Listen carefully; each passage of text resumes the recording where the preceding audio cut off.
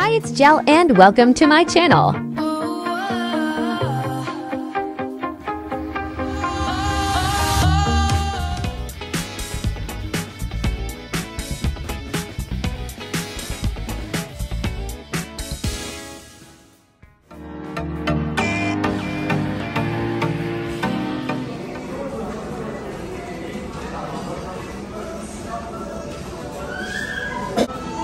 So, dito kami ngayon sa Luara Restaurant, guys. Nag-order kami ng dalawang rice and then waiting pa kami for our other orders.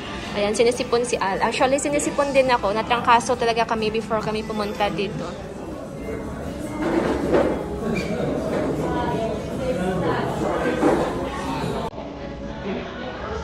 So, yan na yung order namin, guys.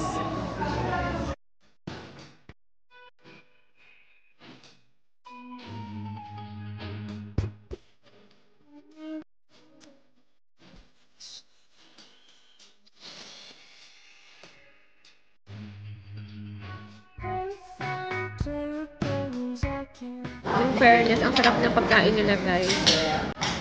Pero ang dami serve ng manok nila. Like, 1, 2, 3, 4, 5, 6, 8 slices. Sobrang dami. Tapos nag-order din kami ng chicken sausage. Beef yan? Beef pala. Tsaka stuffed egg naan.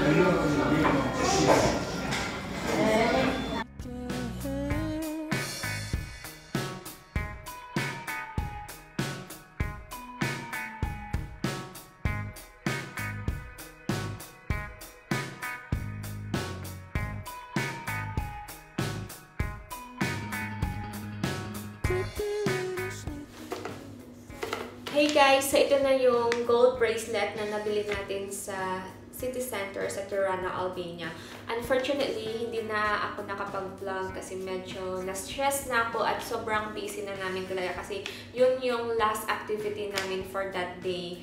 Pagod na din ako. Tapos, medyo na-overwhelmed din ako nung nakita ko yung mga gold jewelry sa shop.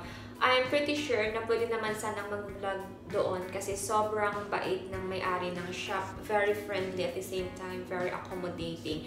So, yung name ng shop nila is Darly Argentary. Since 2000 pa yung shop nila.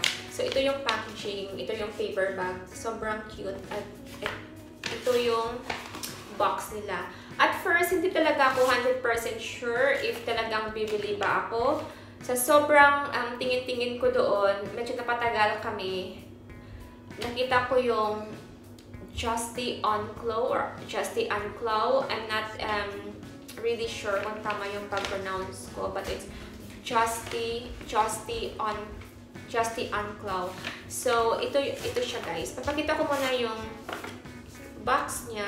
Sobrang ganda talaga ng box niya.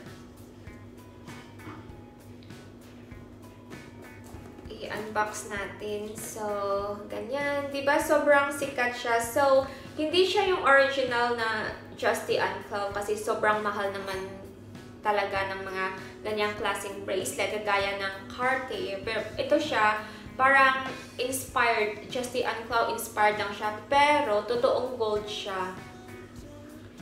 This one is 18K. 18K siya. Dito sa kabila. I mean, dito sa area na to. Tapos, meron din dito. So, parang pointed siya. Ganyan na. 18K, 18 carats.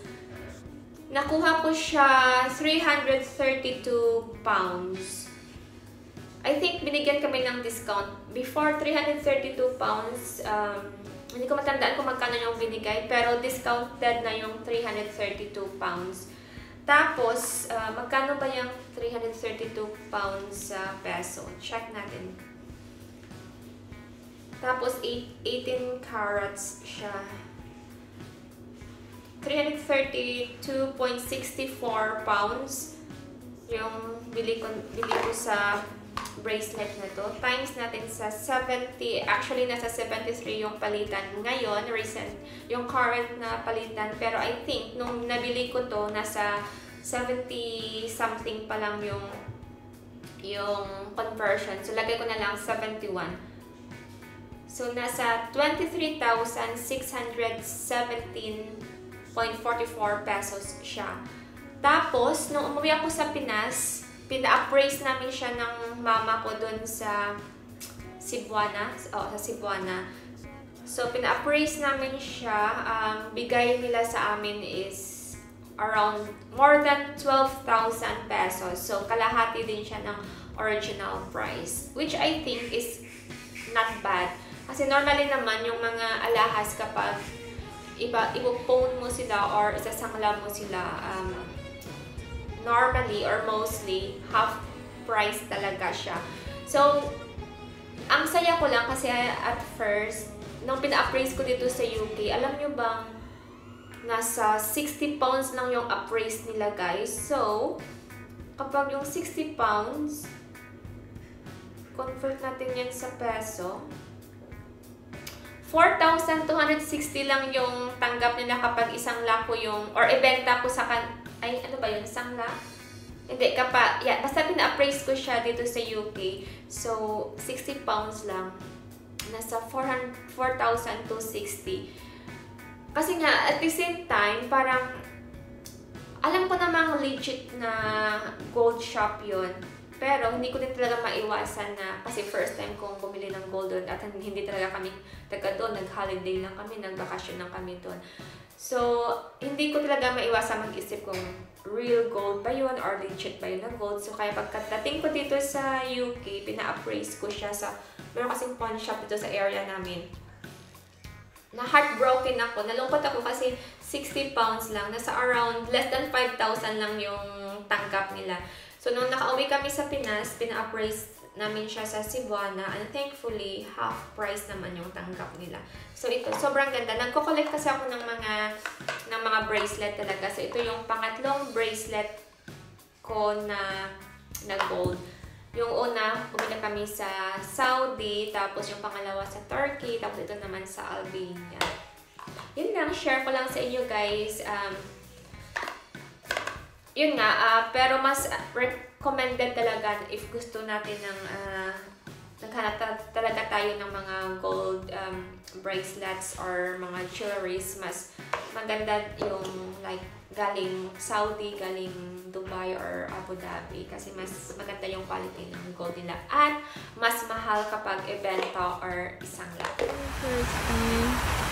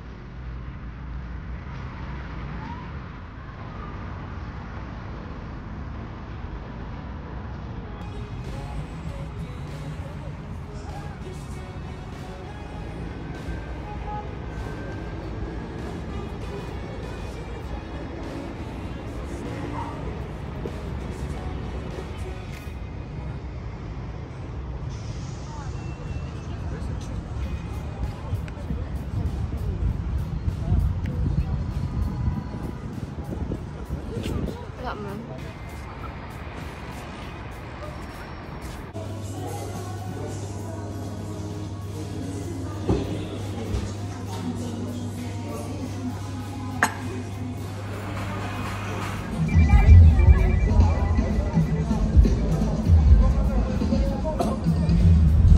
Ang Tirana International Hotel.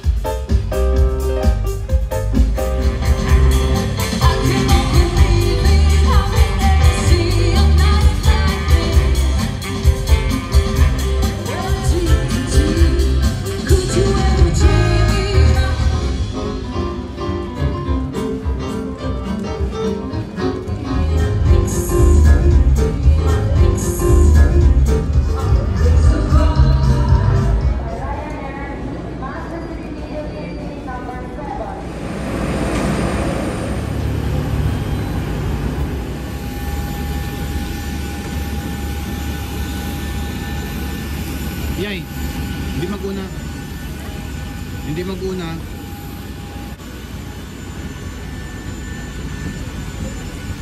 Okay na?